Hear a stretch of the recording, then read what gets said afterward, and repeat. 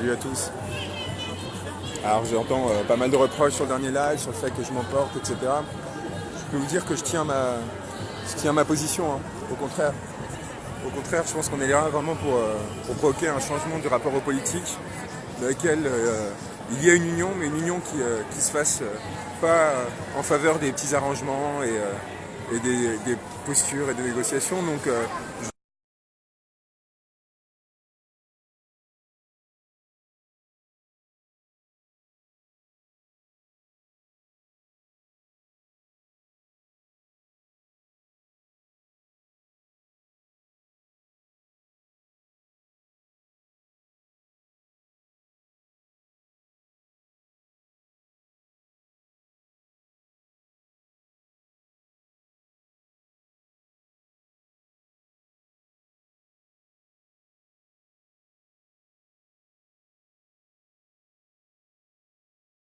pas assez nombreux, non, on est là pour se battre, on n'est pas là pour lâcher face à Macron sur telle ou telle mesure et concéder des faiblesses. Encore une fois, je ne sais pas si c'est par incompétence, insuffisance, maladresse, mais là, regardez, tous ces personnes-là, elles méritent le respect. Et elles méritent que les personnes qui sont censées les représenter, ces dirigeants syndicaux qui sont censés être avec nous, qui nous tirent pas des balles dans le dos, même involontairement, alors même qu'on est à peine en train de se lancer dans la rue et en train de se battre. Regardez les gens qui regardez les masses.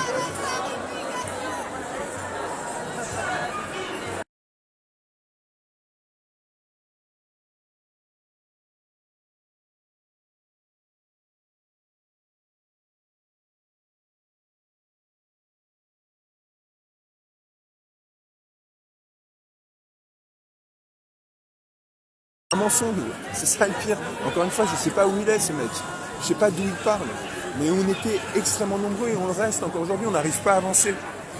Comment est-ce que vous pouvez... C'est comme sur l'affaire Ruffin, comment est-ce que vous vous indignez contre moi?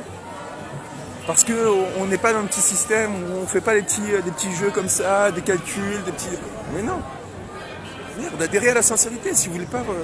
Pardonnez-moi, je vais vous dire, mais si vous voulez pas qu'on vous la mette à l'envers à nouveau, il faut que vous recommenciez à exiger à nos dirigeants d'être absolument intouchable à ce niveau-là, et surtout face à un pouvoir comme celui de Macron qui est unique, qui est celui, etc., de jamais rien lâcher. Mais rien lâcher, ça ne veut pas dire accepter des compromissions, ça ne veut pas dire accepter les faiblesses de ceux qui sont censés nous représenter, c'est au contraire les exiger, leur mettre une pression. Je vous rappelle, Martinez l'année dernière nous a laissé, nous, Gilets jaunes, seuls face aux balles de LBD, face aux gaz lacrymo. On s'est tué. On n'a rien dit parce qu'on savait que la base syndicale était de notre côté. Moi, j'ai eu des propos très durs à ce moment-là, mais la majorité des personnes ont laissé passer, mais pas une deuxième fois. Pas de fragilité. Si cette personne n'est pas assez compétente pour défendre nos intérêts, si cette personne est insuffisante, ne contrôle pas assez son rapport aux médias pour être capable de défendre avec force les intérêts des salariés, de la société en général, de toutes les personnes qui aujourd'hui sont mises en difficulté par un macronien, et tout simplement, il faut sortir et il faut s'indigner. Et je continuerai à le faire, quoi qu'il arrive. Et là, je peux vous dire à tous ceux qui croient, ça me fait mal de vous dire ça, j'allais dire qui croient Martinez. Normalement, c'est contre le gouvernement qu'on devrait dire ça. Regardez, le gouvernement qui dit qu'on n'est pas assez nombreux, etc. Je peux vous dire, pour avoir été là jeudi dernier, pour avoir été là samedi, on était beaucoup moins nombreux, qu'on est vraiment très nombreux. Et je ne suis pas du tout sûr qu'on soit moins nombreux que jeudi, au contraire. Pour l'instant, ce que je vois, c'est beaucoup plus de monde, un cortège plus calme, avec pas d'incident pour l'instant, une force sociale majeure qui s'est sortie en pleine semaine, alors que c'était quasiment impossible de rejoindre ce cortège avec des transports en commun, et qui est aujourd'hui en train de se battre pour défendre ses droits. C'est la seule chose qui veut dire. Alors qu'on en soit à devoir critiquer les dirigeants syndicaux, et écoutez, qu'est-ce que je voulais vous dire, c'est un symptôme de leur côté, pas d'une autre. Intégrité totale, Christophe, exactement. Et courage à tous ceux qui sont en train de se battre. Salut, courage, et on est là, et on lâche rien, et de la même façon qu'il y a des personnes qui prennent des risques en allant en contact, on est là pour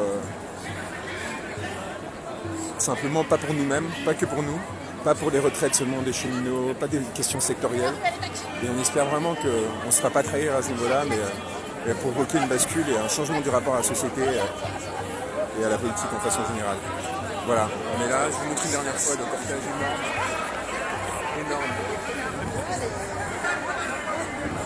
Et voilà, et je peux vous promettre une chose, je sais que ça en gêne beaucoup, des personnes qui sont habituées aux petites compromissions, aux petits jeux de pouvoir, aux petits arrangements entre forces politiques, qui donnent des leçons de révolution, je ne cesserai jamais de dénoncer les insuffisances de nos dirigeants, quel que soit leur rang.